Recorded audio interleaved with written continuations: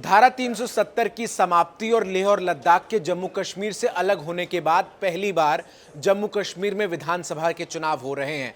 3 चरणों में होने वाले जम्मू कश्मीर के विधानसभा चुनाव में पहले चरण के मतदान की शुरुआत सुबह 7 बजे से हो चुकी है और शाम 6 बजे तक मतदान की प्रक्रिया चलेगी।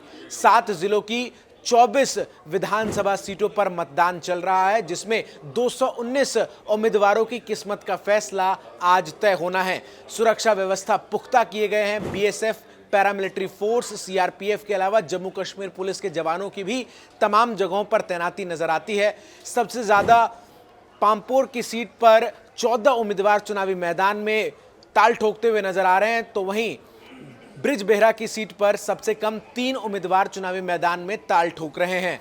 जहां जम्मू कश्मीर के इस विधानसभा चुनाव में नेशनल कॉन्फ्रेंस और कांग्रेस के बीच गठबंधन है, तो वहीं दूसरी तरफ बीजेपी अकेले चुनाव लड़ रही है और साथ ही साथ पीडीपी भी चुनाव लड़ रही है। इसके साथ ही साथ ये पहला चुनाव है जब कांग्रेस कद्दावर नेता गुलाम नबी आज़ाद के पार्टी से अलग होने के बाद घाटी में लड़ती हुई नजर आ रही है। गुलाम नबी आज़ाद की पार्टी डेमोक्रेटिक आज़ाद पार्टी भी इस चुनाव में अपने उम्मीदवारों को उतारती हुई नजर आई है, तो इस चुनाव में जमात भी कुछ सीटों पर अपने उम्मीदवारों को उतार चुका है, तो वहीं कुछ सीटों पर वो निर्दलीय उम्मीदवारों का समर्थन कर रहा है। इसके अलावा इंजीनियर राशिद की पार्टी भी चुनावी मैदान में ताल ठोकती हुई नजर आ रही है। इसके अलावा सज्जाद लोन की भी पार्टी जो है वो चुनावी मैदान में इस वक्त नजर आ रही है। कुल मिलाकर जम्मू कश्मीर में जमहूरियत की वापसी को लेकर जो तमाम कयास लगाए जा रहे थे, उससे ठीक इतर बड़ी संख्या में लोग जो हैं